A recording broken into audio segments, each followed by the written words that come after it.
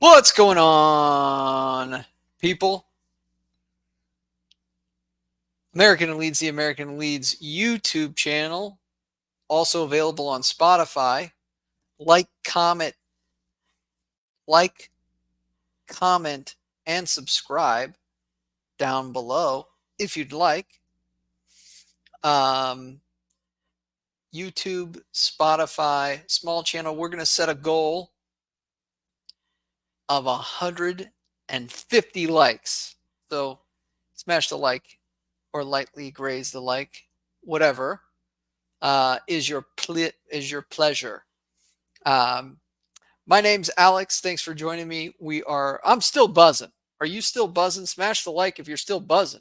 And cheers to everybody out there across the pond in lovely England, lovely Yorkshire. Cheers.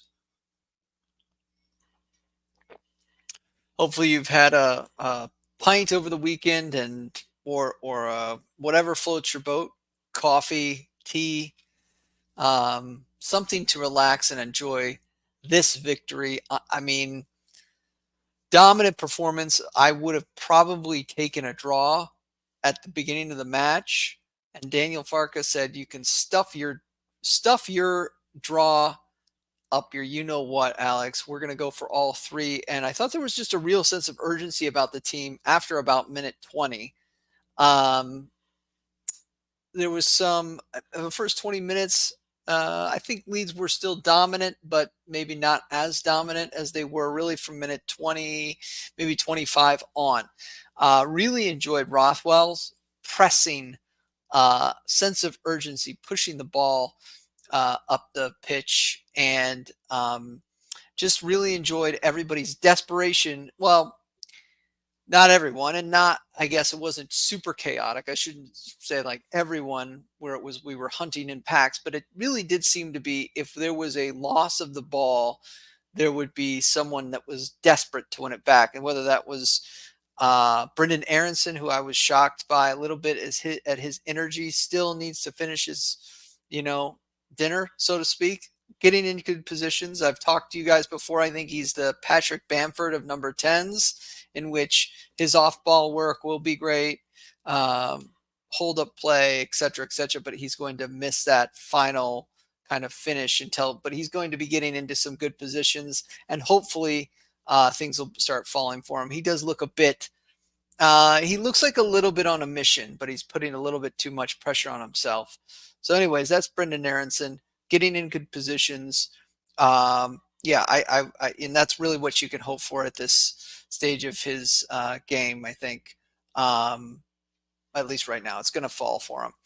Great win. Smash the like, says really good to see you. Evening Sir says Scooby D. I'm a Skins fan, thus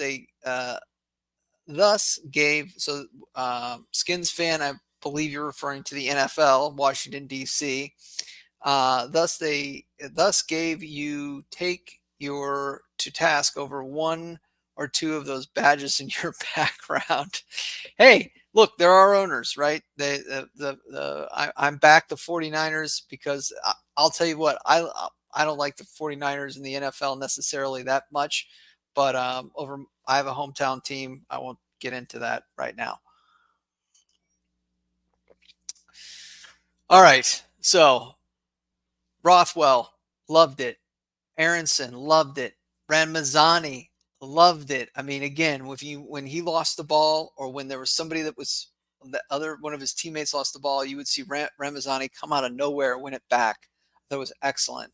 I appreciate the sense of urgency that came, and really a dominant performance, right? So let's go over the match stats, and we'll take it from there.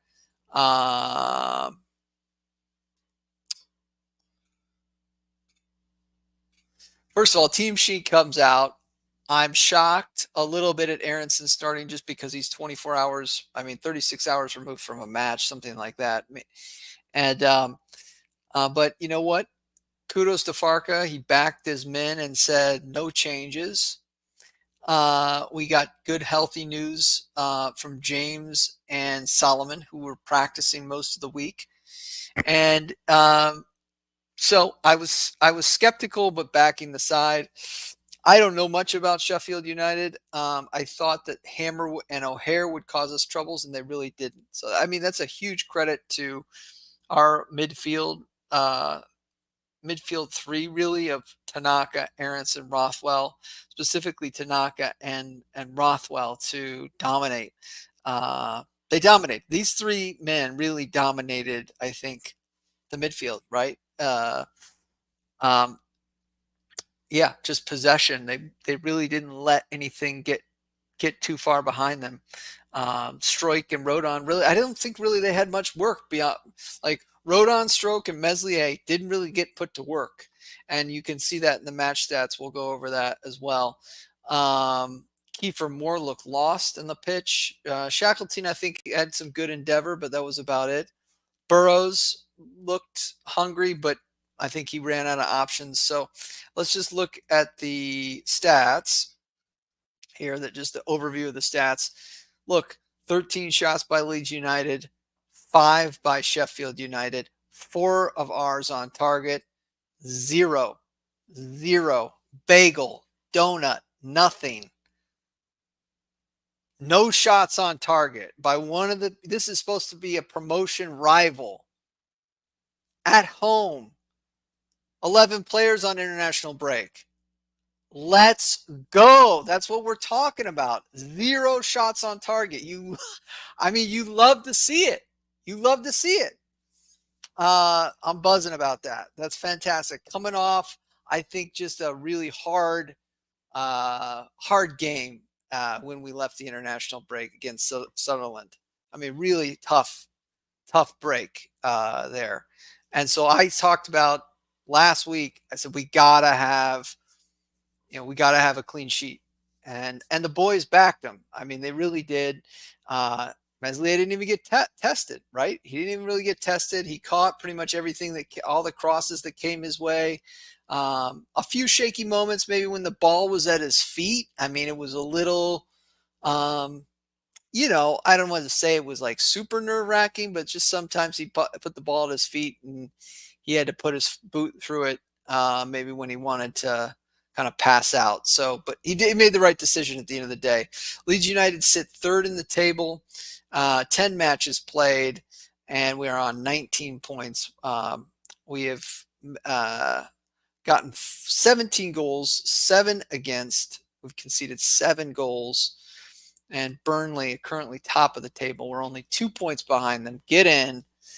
And Sunderland, who play tomorrow night against Hull, which is probably in the past been more tricky, but we'll see what Sunderland and Hull do on Monday night, EFL Monday Night Football. I just want to see real quick, where is that game?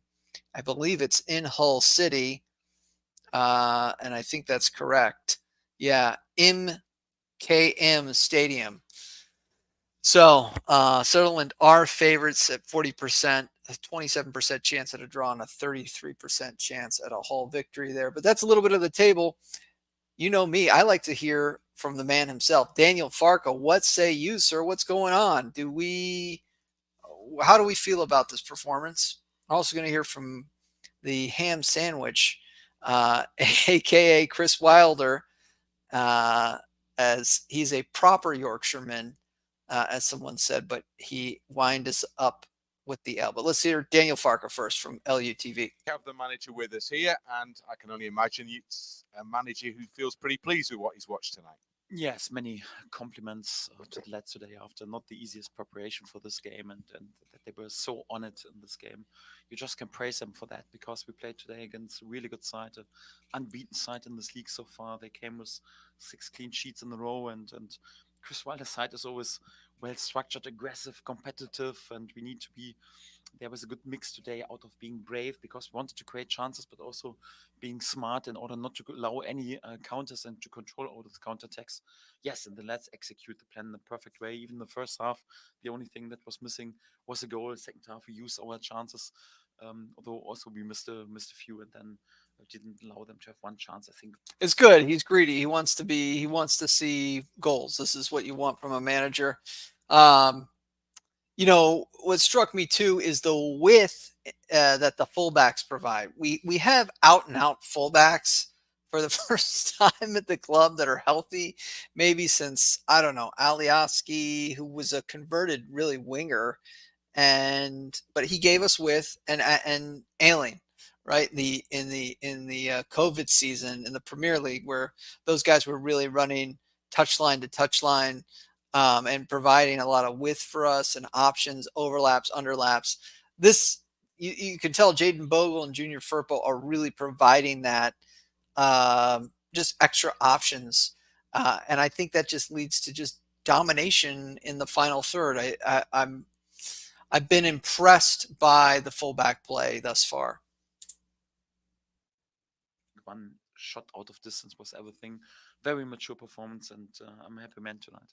You mentioned the preparation. I mean, you've had players 4 corners of the globe, basically, haven't you? Players who probably only arrived back, within 24 hours before kickoff, and yet have turned in really good performances.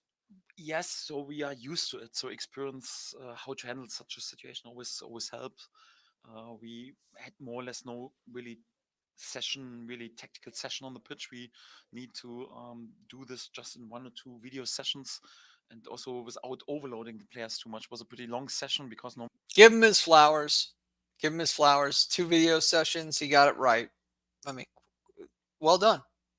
you split it a bit, but it was also necessary. And but to do this and just with explaining and speaking about, and you don't feel it on training pitch is always difficult. And for that, yeah, one thing is you can have a plan, an idea how to win this game as a manager, but it's always important how you execute it. And for that, all the praise goes to the players.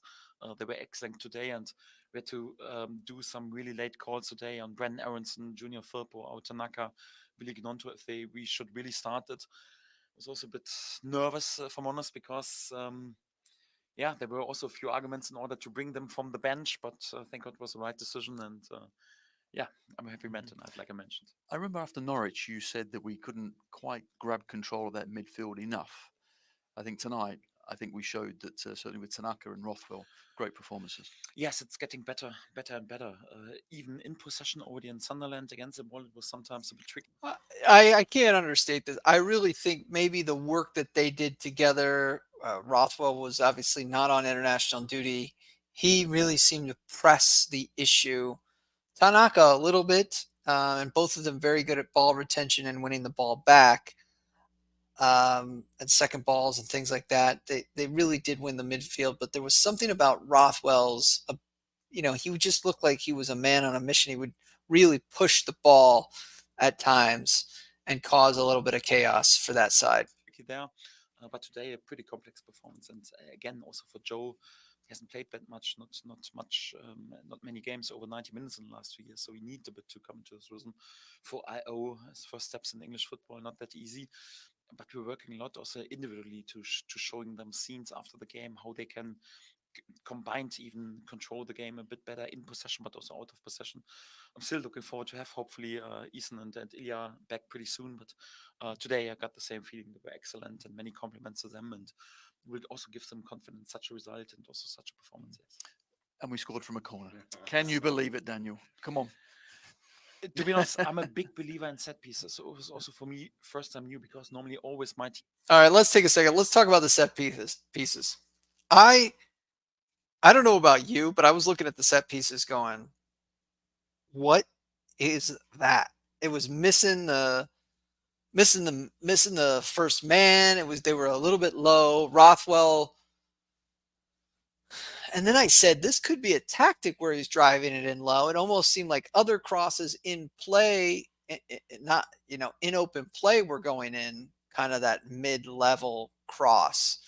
And so Farka tells you right here, yeah, that is, we worked on low crosses. Teams are always at the top when it comes down to set piece. For me, it was also the first time that I had such a run.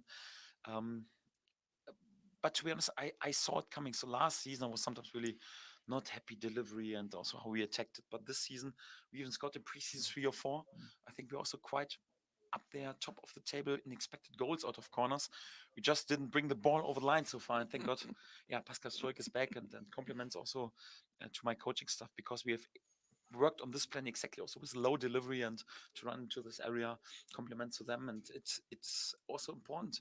We face many deep sitting opponents. Sometimes you have to open a game, with a goal out of a set piece, and that's what we did today. And we need a few more so in the upcoming week, month. But for tonight, I'm pretty content.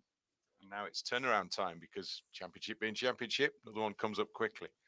Yes, by our standards, we have even a bit time, so it's 3 days between the games. So yes, also important still to be smart in our recovery. A few lads need a proper training session also tomorrow, but then also to calm the load a bit down, and then to concentrate pretty quick also on an important game against Watford. They're also a good side, had a really decent start. We have to be on it again. So this league is relentless and it's a marathon, and we have to become relentless ourselves. And this is how you are capable to be successful in this league, and we want to be successful. One final note on crosses on the corners. I thought it was good delivery. I mean, bottom line. I mean, there's just times where I'm always like, you've got to put it in the cement mixer. Like you've got to put it in there. Obviously Rafinha would whip it in. Rafinha's corners were incredible. They were pinged right on somebody's head. They unfortunately we just haven't had a delivery like that in a long time. But at minimum, you've got to put it in there. Throw it in the washing machine, see if it kicks in the freaking onion basket. I mean, I don't know how else to say it, but I'm impressed by. I think Rothwell was on most of the corners, so long may that continue, and give our guys a chance. Put them in there. So it's good to hear too that they're working on it, because I feel like as a fan sometimes it feels like it's not even being worked on. I definitely feel like set piece and corner defense is way better. Has been good under Farka, and even more I think substantial this season. So long may that continue. Well, the thrill, ABC News, Wide World of Sports, back when I was a child, used to say the thrill of victory and the agony of defeat. So we do have Chris Wilder, very complimentary of Leeds United, with the Sky Sports news, Sky Sports after the game. Let's hear what you have to say. Chris, what's your assessment? Why has it gone against you tonight? Beaten by the better side, no doubt about it. We didn't have any answers to them. And it shows the best team we've played so far this season. No disrespect to all the other teams that we've played. So, it's a disappointing evening for us all, but we didn't deserve anything from the game. You'd had a formation that was working so well so far this season. So why did you feel the need to change it? Hey, compliments. He goes, we're the best side. We were the better side, right? But I when he gets questioned about his formation, it's a great response. Tonight. Because I'm the manager and I have to go with what I feel is the best opportunity. It's easy. It would have been easy for me to stick with that formation. But we felt as a coaching group and myself personally that's the best way to go about it. So, unless you've got a crystal ball, and would have said that it'd been a different story. So I have to take that criticism if it comes. But there it is. I have to make those decisions. So as I said, we could have easily just gone and said, well, it's done this, but we haven't played Leeds United before, and we haven't played a team of their quality, their structure, and obviously the energy that they got from a passionate home support. The triple sub that you made on the hour, did you feel at that point that the game was there for you, because it was still 0-0 at that stage? Well, just freshen it up really, to give us a little bit more strength at the top of the pitch.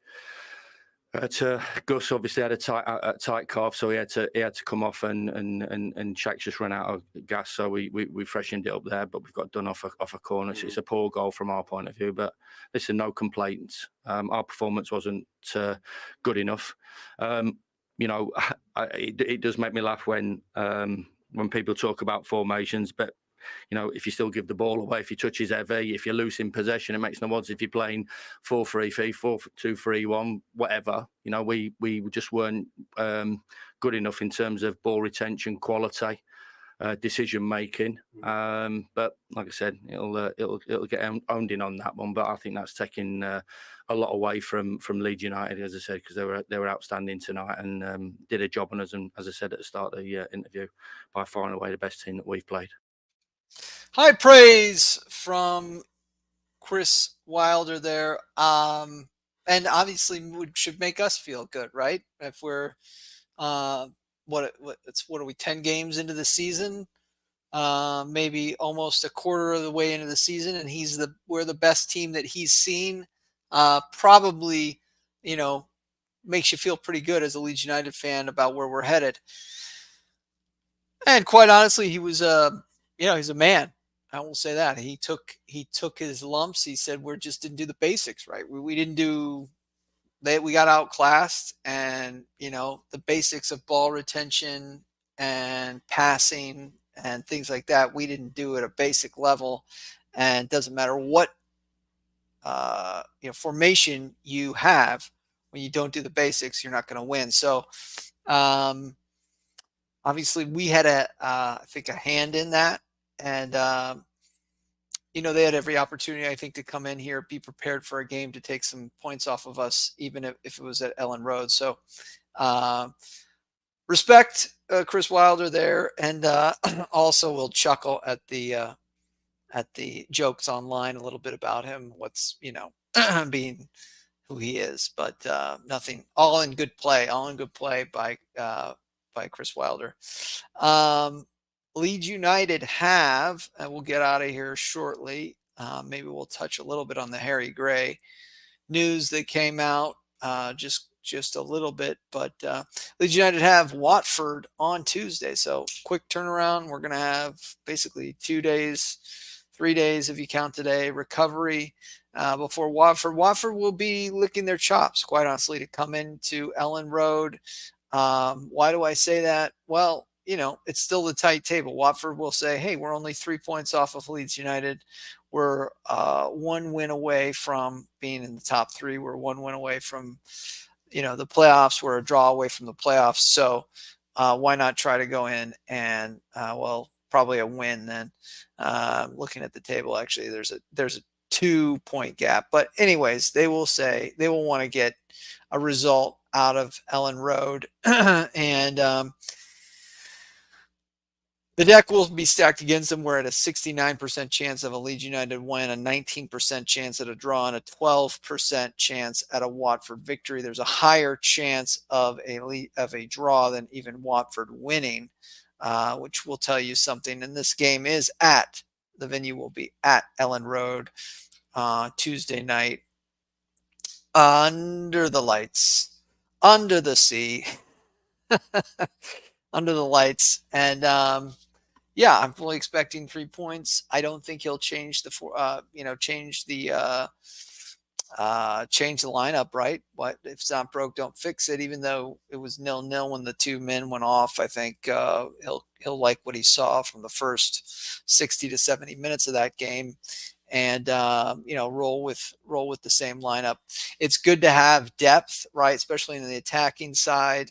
And like I said, I really am praising the fullbacks here. I think that they are just offering us a lot in terms of the attacking output up and down the pitch.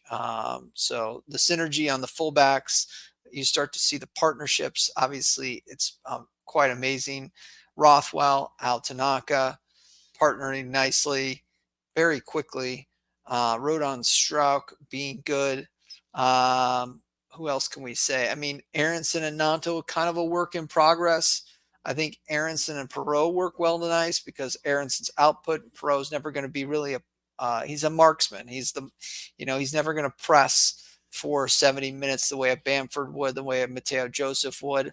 And obviously, I love what we've got off the bench. I mean, if we need to go up another goal or, get something late in a game, you like our options. So, look, long may it continue. We need another 3 points. Watford will be no mugs. Like I said, they will be coming in here to Ellen Road looking for a result. I really truly believe that. It's early enough in the season, and their aspirations are playoffs. I'm sure of it. So at least playoffs.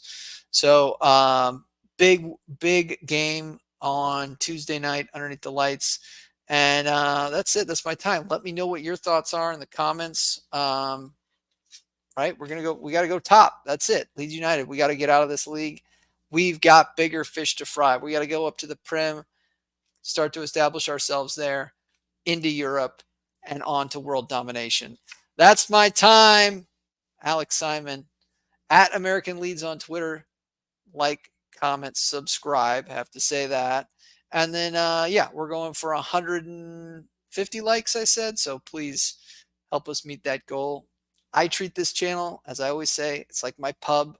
I can't talk about Leeds United with my neighbors because they have, well, actually, I don't say I have no idea what it is. They just aren't familiar with it. I ran into a Tottenham fan on my at the pizza joint that I get pizza from, and he respected the fact that I had a Leeds United